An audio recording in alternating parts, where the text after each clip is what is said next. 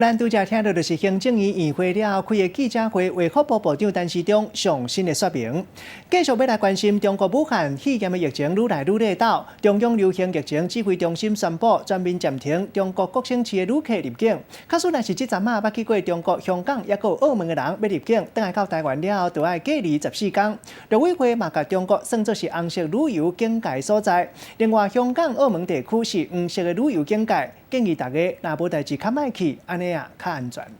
凡是有中港澳旅行史的、旅游史的，一律回来都要做居家检疫14天。宣布有去过中港澳的民众回国了后，拢爱踮地出来14天。中国武汉肺炎疫情愈来愈严重，香港已经有3个本土感染的案例啊，统计确诊的案例有21个咧。 中央流行疫情指挥中心宣布，全中国拢列作2级以上的流行区，住伫中国各省市的中国旅客拢暂时袂当入境。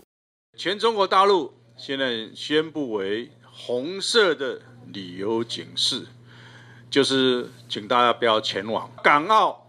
我们是宣布为黄色的。 真烦恼，香港有可能会出现社区大规模的感染，因为香港的武汉肺炎确诊的个案已经增加到21个啊，其中本土感染的案例有3个，一个是64岁服装店的头家娘，一个是60岁查甫人，搁一个是25岁查甫人，因拢无出门旅游的记录，确认是本土感染的个案，嘛，互外界拢真烦恼，香港会出现社区大规模的感染，当年 SARS 的情形会再来一届。香港这个案例一定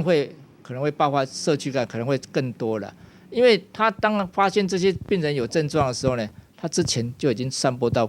多少人那边去了，所以当你散播到出去之后，你又要去追踪那些人呢，可能又来不太及了。中国的疫情真正啦，中央流行疫情指挥中心那暂时无爱互中国一个旅客来台湾，为初六开始，唔有去过中港澳的民众，等来台湾了后，爱踮地出来14天。陆委会嘛会甲港澳这个所在列作黄色警戒，呼吁民众若无啥代志，千万就唔通去。希望台湾未出现社区感染的情形，疫情就安尼压落来。记者综合报道。